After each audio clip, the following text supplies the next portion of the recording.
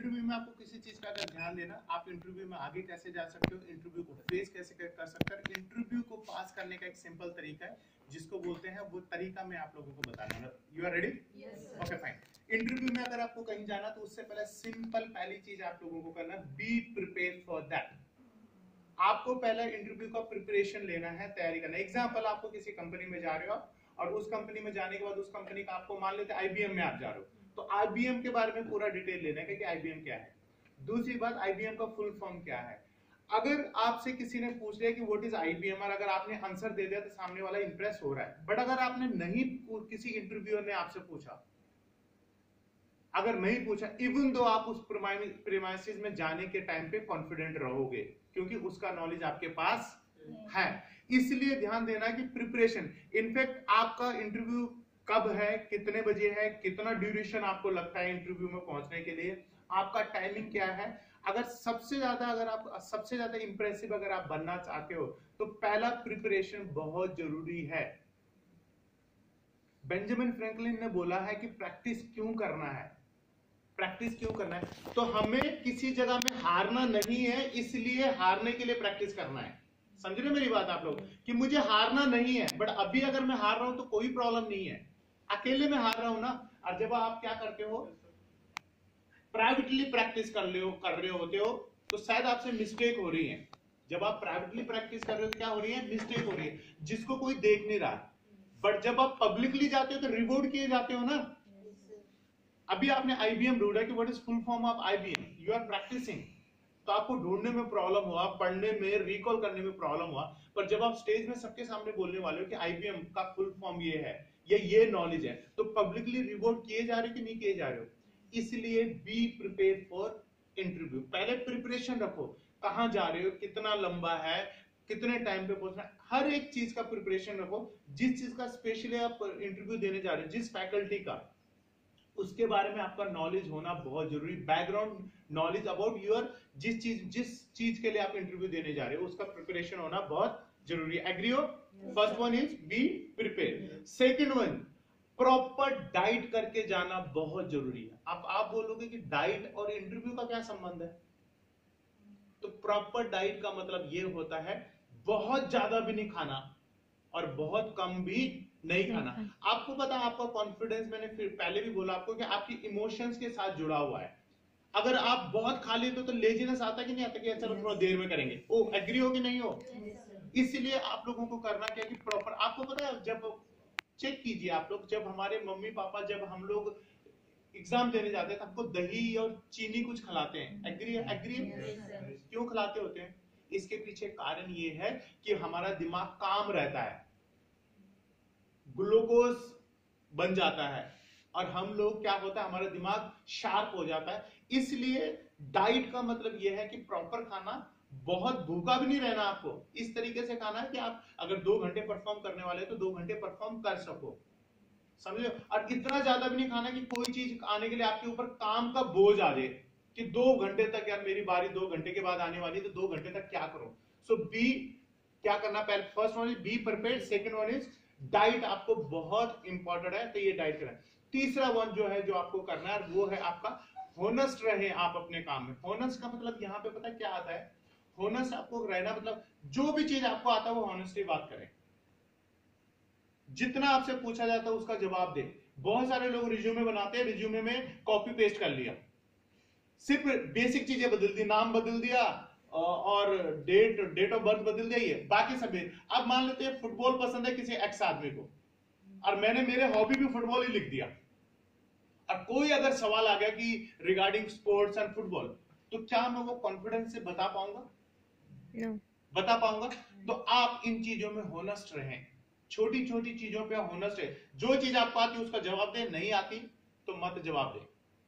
Interviewer आपसे नहीं चाहता कि आप पूरा जवाब दें, और वो ये भी एक्सपेक्ट नहीं करता कि आपको हर एक सवाल का जवाब दें। कम बोले, कम बोले, पर ऐसा नहीं कि बोलना है तो कुछ भी बोले। तो first one is be prepared, second one is proper diet, third one is honest रहना आपको अपने जो भी करें। चौथा जो आपको एक देना, अपने आप को एक पॉजिटिव अफर्मेशन देना है। पॉजिटिव अफर्मेशन का मतलब होता है कुछ आपको अपने आप को संदेश देने हैं।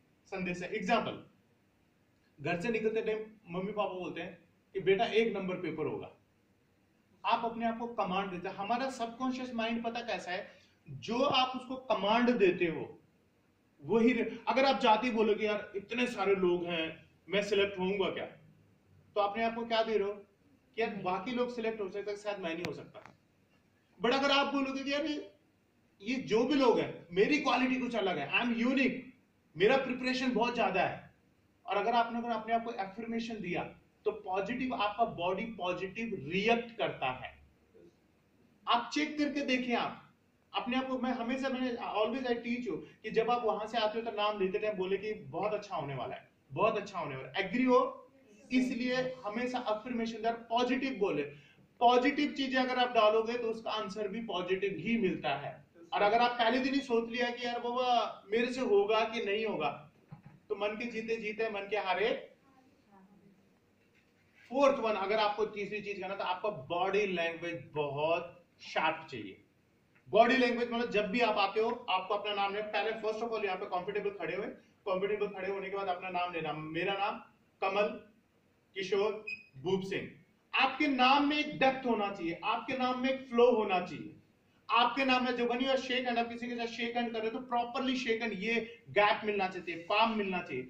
बॉडी लैंग्वेज बहुत शार्प होना चाहिए। When you are sitting front of interviewer के सामने अगर आप बैठे हो तो आपका बैठने का तरीका, स्टांस, कॉन्फिडेंस लेवल, और आप झूठ बोल सकते हो, आपकी बॉडी लैंग्वेज झूठ नहीं बोलती। Body language is 55%। कितना?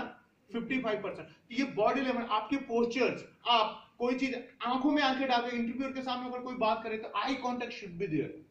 आपका आई कांटेक्ट रखें, समझे। इंटरव्यूअर अगर अपोजिट सेक्स है, अगर मेल है और आप फीमेल है, आप अगर फीमेल और मेल है तो आप बोलते 80-20 का रेशियो रखें। बिल्कुल ऐसे स्टेयर नहीं करना, ऐसे बिल्कुल घूरना नहीं किसी को, अंडरस्टूड। प्रॉपर बॉडी लैंग्वेज बहुत इंपॉर्टेंट है। दूसरी बार इंटरव्यूअर के सामने ये नाखून ऐसे ऐसे तो कैसा होगा, लॉक कर रहे हैं, कुछ करने की जरूरत नहीं।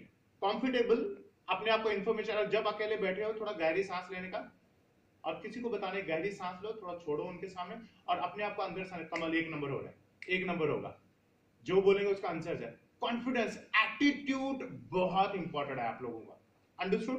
तो चेक क्या है, आपका बॉडी लैंग्वेज होना बहुत जरूरी है। क्या क्या चीजें होगी? फर्स्ट वन इज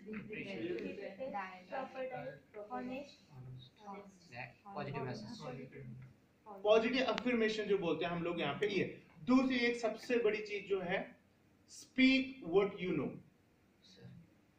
जितना आप जानते हो उतना ही बोलने का, इंप्रेस करने की जरूरत मत करना। जब आप हद से ज्यादा बोलते हो ना तो कुछ ना कुछ मिस्टेक हो जाती है। मैं अगेन आई एम सेइंग, कोई भी आपसे नहीं चाहता है कि आप हर एक चीज का जवाब दो, कोई किसी भी इंटरव्यूअर को नहीं लगता, understood what I am saying. तो इसलिए जो चीज आप लोगों को आती है उतनी ही चीजें बात करो, इससे ज्यादा बात करने के। अगर गलती भी हो जाती है तो थोड़ा कॉन्फिडेंटली आप पूछ सकते हो कि sir please can you answer me, कि ये सर इसका मतलब क्या होता है, जैसे आपके साथ हो गया था इंटरव्यू में। अगर आपको लगता है कि मुझे इसका आंसर चाहिए, sir sorry I don't know what is mean of that, आप बता सकोगे क्या मेरे लिए नेक्स्ट टाइम ये रहेगा। तो ये कॉन्फिडेंस सामने वाले को आपका दिखता है, अंडरस्टूड। वही चीजें बात करनी जिन चीजों के बारे में आपको पता है। एग्जांपल, अगर कंपनी का अगर आपको फुल फॉर्म नहीं पता जिस कंपनी का, तो उनको बोले sir sorry I don't know. देखो आपके पास है ना, वो अभी नहीं पता पर थोड़ी देर बाहर जाने तक आपको पता हो सकता है कि नहीं हो सकता है। कलेक्ट करना मतलब क्या है, किसी भी चीज को सीखने का एक सिंपल सा फिलॉसफी यार, वो क्या है कि पहले समझ लेने की वो चीज मुझे नहीं आती, और जब आपने समझ लिया किसी ज्ञान के बारे में कि मुझे वो चीज नहीं आती, तो वो चीज आपको आ जाती है, क्योंकि वो आपकी प्लेट क्या है, खाली है। हमारा दिमाग ऐसा एक प्लेट की तरह है, अगर उसमें बहुत कुछ डाला हुआ है तो किसी एक अच्छी चीज को ढूंढना बहुत मुश्किल है। You are with me? Yes sir. पर अगर आपका प्लेट खाली है और कोई 1-2 चीजें पड़ी है और उसमें से ढूंढना तो आप इजीली निकाल सकते हो। इसी तरह आपका एजुकेशन है, अगर आपके दिमाग में जो चीज है उसको रिकॉल करना है तो आपके दिमाग में बहुत कम चीजें है ना। इसीलिए बोला जाता है कि हमारा दिमाग एक पैराशूट की तरह है, जब खुला रहता है तो चालू रहता है, और जब बंद हो जाता है तो बंद हो जाता है। इसलिए बहुत इंपॉर्टेंट है कि आप उतना ही बात करें जितना आप लोगों को नॉलेज है। अगेन आई एम सेइंग, पहला प्रिपरेशन करें, बोलिए। First one is preparation, proper diet, honest, positive attitude, body language. ये चीजें हैं जो सिंपल, आपको इतना इसी चीज का काम करना और आपको किसी भी चीज का काम नहीं करना। उठते हो आपके गेस्चर्स का ध्यान देना, बॉडी लैंग्वेज बहुत, अगेन हम सेइंग, आपका गेस्चर्स, आपको पोस्चर, जाती विश करें, निकलते टाइम विश करें।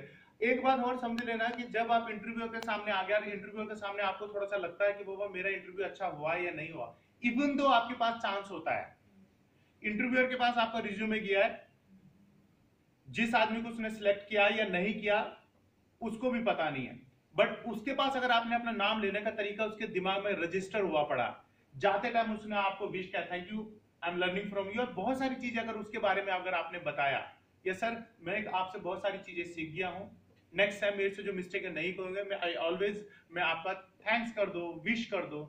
तो अगर आप उसको दिमाग में अगर इंप्रेशन डाल पाए, तो जब उसको रिज्यूमे निकालने हैं तो उसको क्या याद आ रहा है कि कोई तो व्यक्ति है जिसने मेरे बारे में ये सब चीजें बोला। You are with me?